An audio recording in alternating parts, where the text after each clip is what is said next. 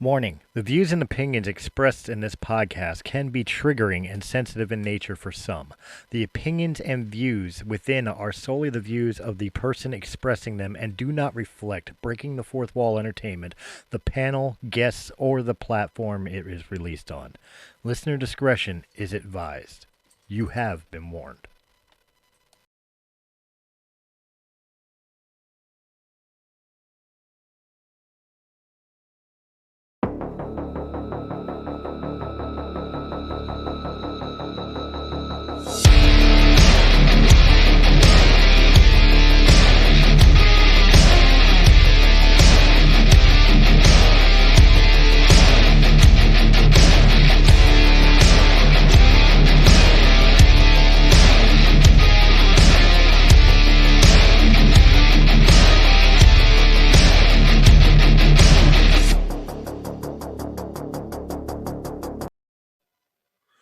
How you doing, guys? Christopher Stolle here for another Common Ground. It's been a while since we've done a video.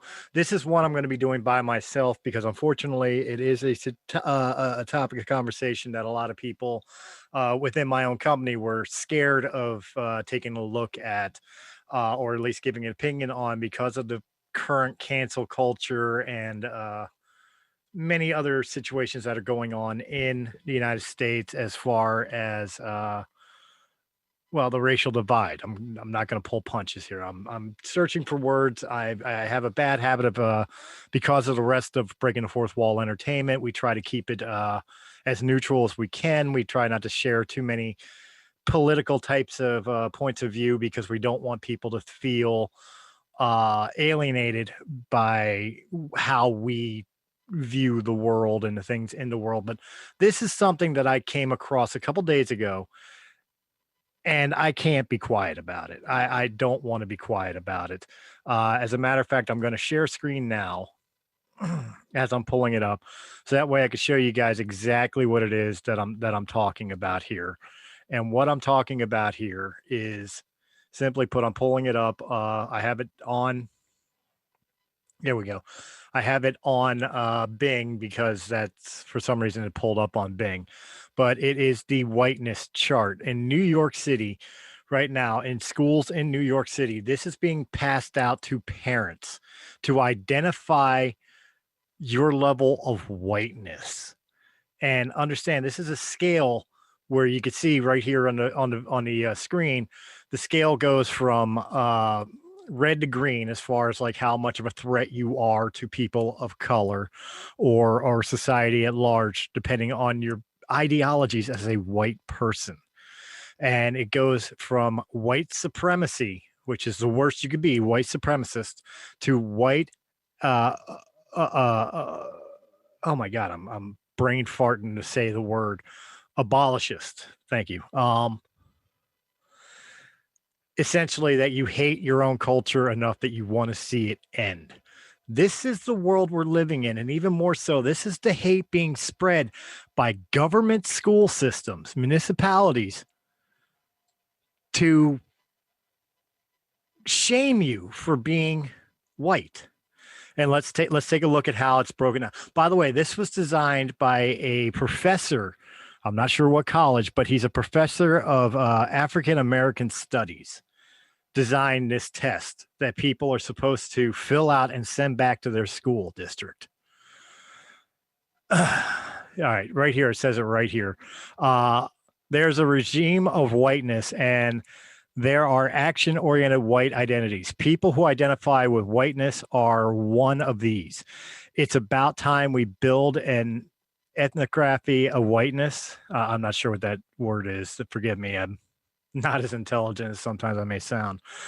Since white people have been the ones writing about and governing others.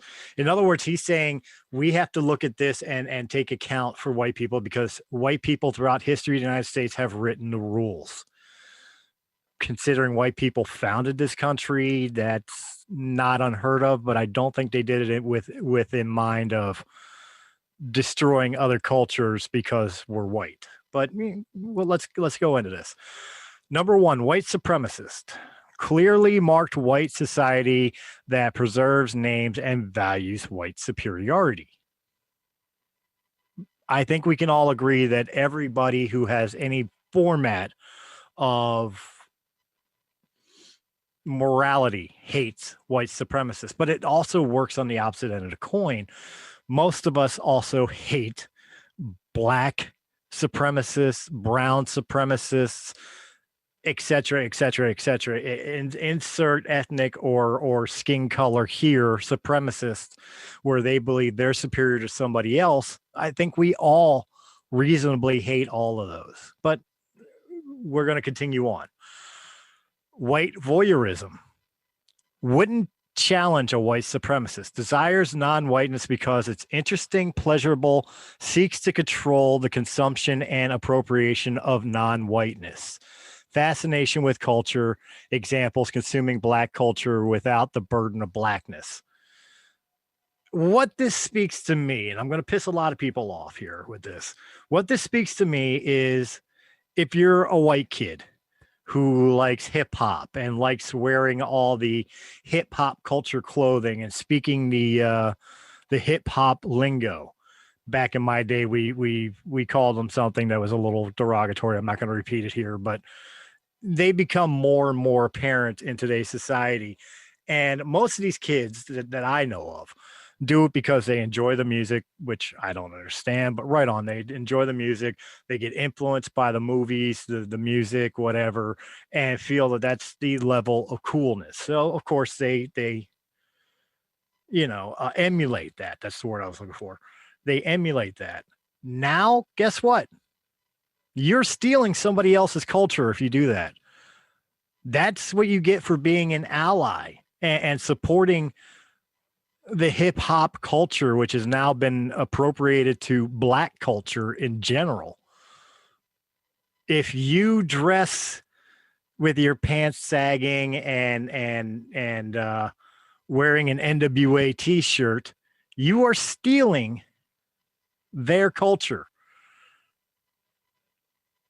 I'm not making this up. That's what it is. White voyeurism. You want to enjoy their culture without the burden of knowing what their culture went through.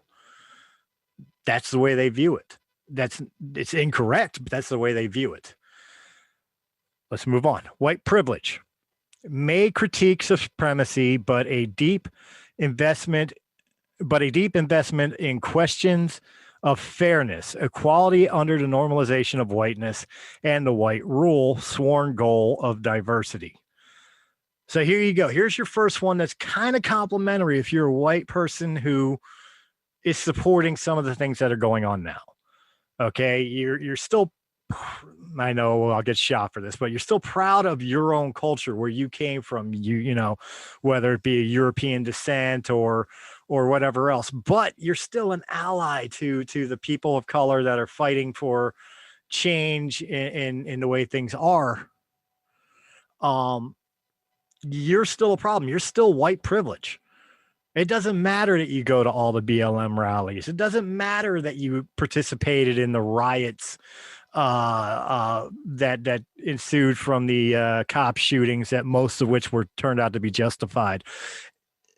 You are still an enemy because of the fact that you still have white privilege. So how do you fix that? That is a no-win scenario. Even when you're on their side and you agree with everything they're saying, you are still part of the problem. You're not the solution, you're the problem. White benefit. Sympathetic to a set of issues, but only privately. Here you go. This one's great. You're white. You agree that things need to change and things are wrong, but you won't go out and fight for them because you have a family, you have jobs, you can't afford to be arrested. Well, that makes you a white benefit, but again, not an ally. White confessional. Some exposure of whiteness takes place, but as a way of being accountable to persons of color after seeking validation from people of color. These are the people that we've seen on videos kissing the boot of the Black Israelites, apologizing for being white. The only way you could be acceptable is if you allow yourself to be demoralized and dehumanized to their ideals. White critical. Take on board critiques of whiteness and invest in exposing, marking the white regime. Refuses to be complicit with the regime. Whiteness speaking back to whiteness. These are your typical Twitter and Facebook followers telling us how terrible a people we are, and we need to get, and I quote, woke. That's what these are. That's the white criticals. Now we get into the green. This is the green. These are the good of the whites here. White traitor actively refuses complicity, names what's going on. Intention is to subvert white authority and tell the truth at whatever cost. Need them to dismantle institutions. Whose truth? Yours? Yours is wrong. So many of the things that you champion against, that you blame white people for, are incorrect at best and a complete and bold-faced lie at worst. Half-truths are still lies. Okay, yes, blacks were enslaved and treated poorly in the United States for many, many years. I'm not going to deny that. I'm not going to say that at all. And I'm not going to say it wasn't the white man's fault, because the white man did do it. But it's a half-truth. There were many blacks who were free during the days of slavery. There were many whites who were on the side. Most of them were called Republicans, by the way, who were on the side of ending slavery, ending the diversities within the country, like segregated schools and separated bathrooms for whites and blacks, or allowing black people to sit on the front of the bus, for example. All the things that led to the revolution, where equalities for people who were not white finally came together, civil liberties. There were white people who fought that fight too.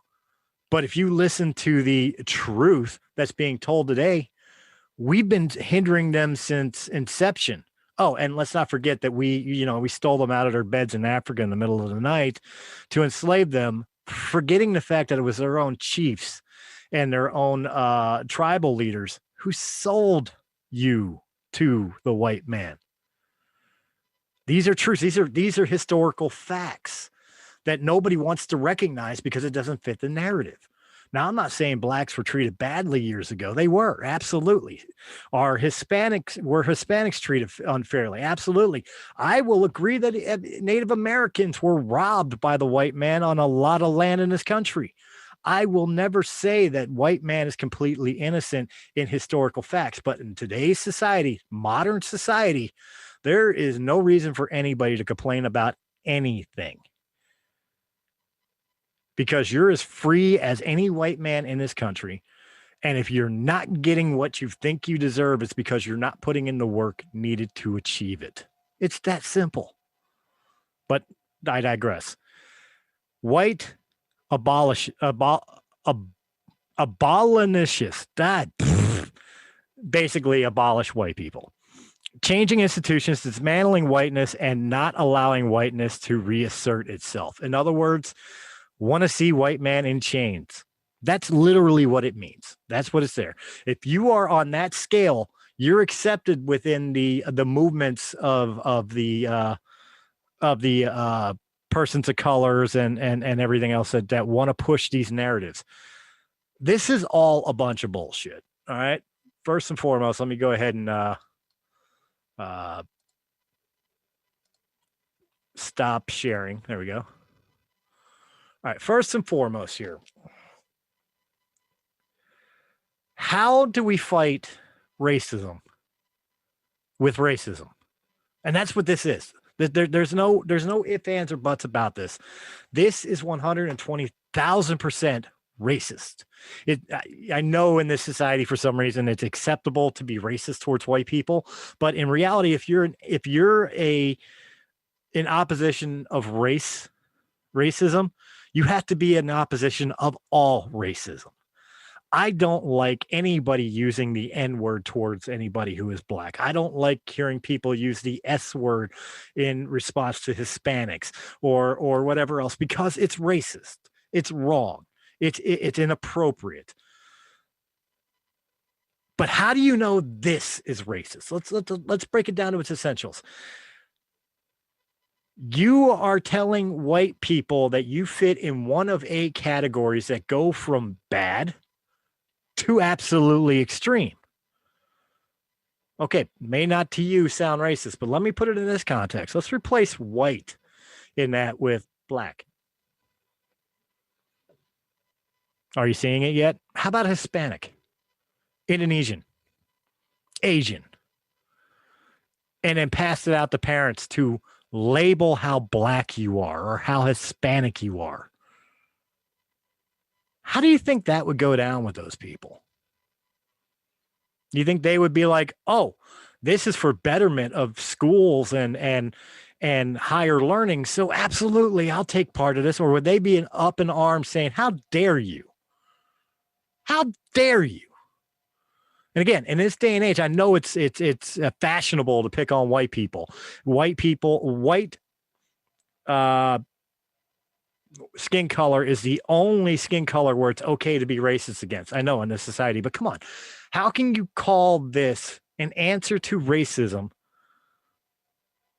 when it's nothing but pure propaganda and white hate? White hate. And what's worse is you're pushing it on to parents, forcing them to fill it out, send it back. So that way their kids go to school and get treated like they're some sort of white devil or the Antichrist simply because the color of their skin. Yet you're supposed to be teaching diversity and tolerance to these children to allow them the opportunity to get past the stereotypes that maybe our parents dealt with or their parents before them dealt with.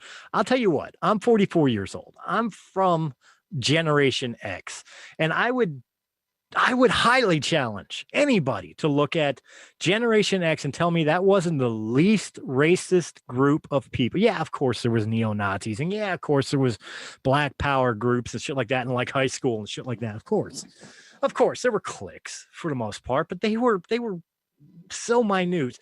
Most of us, like in my high school, Northeast High School, which is a huge high school and very diverse in its classes and clienteles, 98%, I would go that far. 98% of the kids in that school, be it white, black, Hispanic, Indonesians, Asians, whatever, got along with each other. Did not care about race, did not see color. I know that's a new one that's now apparently racist, but did not see color. Okay, I could look at a black friend and just see my friend. It wasn't just a black friend, it was my friend. And I use the term black friend right now because I'm talking to you guys and I'm painting you a visual of something that you can't see on this screen because I don't have it here in front of me. So I paint it verbally by mentioning that my friend was black. But you know what? He didn't look at me as his white friend. I didn't look at him as my black friend. We looked at each other as friends. There was no racial divide. And it didn't come until mid 2000s, 2010 latest. That's when the divide started up again because people wanted to blame everybody for everything. The victimhood mentality started coming in. It's got to stop. You're not helping the situation. If there is a racial divide and if there is a white controlled regime over it, stupid shit like this is not going to fix the problem. Stupid shit like this is going to make the divide worse. You're going to make white people who would have stayed out of the argument, like myself, come forward and have to start defending ourselves like I'm doing right now. And of course, I know I'm going to get called a racist on this video. I know I'm going to be told I'm a white supremacist. And I know people are going to be looking to cancel me, the cancel culture society. Go ahead. Cancel me. get me fired from the job that I've already been laid off from a bullshit fucking virus. Take my home away from me. And you know what? Take the debt with it. Because my white privilege card never showed up in the mail. I'm just as broke and indebted as most Americans in this country. So go ahead, come after me. Take everything you want. Call me a racist. You wouldn't be the first one. But you know what? As I'm drinking beer with all my diverse friends, I'm going to be laughing at you for calling me a racist because it's a shortcut to thinking. Instead of sitting down and having a conversation with me and understanding why I think the way I think and why I think what you're thinking is not the correct answer to fix the problem, you want to just simply label me something? Go ahead. I don't care. I really don't. My life moves on whether you like me or not. But the fact of the matter is, out of the fact that I do care about this country and I'm tired of seeing this divide, I will tell you right now, this is not the way to fix the problem you perceive. This is a way to make the problem worse. This is a way to keep white people and black people from ever being able to see eye to eye.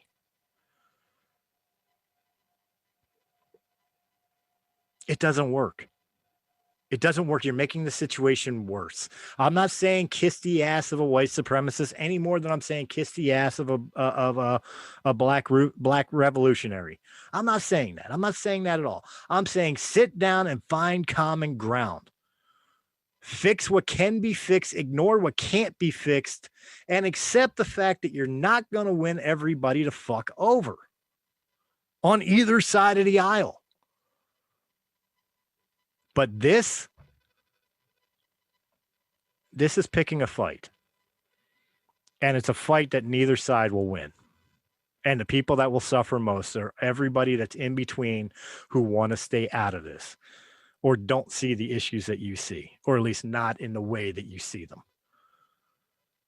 But what do you guys think? Do you think this was a good idea, or do you think this was the most racist thing in the world? If you think I'm wrong, please, I want to hear your reasonings, but don't come at me as I'm a white supremacist and blah, blah, blah, because I'm not. If you come at me that way, I'm not going to respond to you. But if you give me a response that is intended to have an open and honest dialogue where we can respectfully debate our points of view, I will happily answer your questions, and maybe you'll be able to answer some of mine. That's what I hope to come from this video. Help me understand. Maybe my reasoning for seeing something like this as racist is because I don't understand. I'm willing to accept that. If you're willing to accept that what I'm seeing here is nothing more than hate on white America, regardless of whether they're white supremacists, KKK members, or otherwise, and to degrade this country, which was founded on ideals that, yes, unfortunately was created by white people, but in the long run benefited all people who come to this country. Let me know in the comment section down below. Have a good one, guys.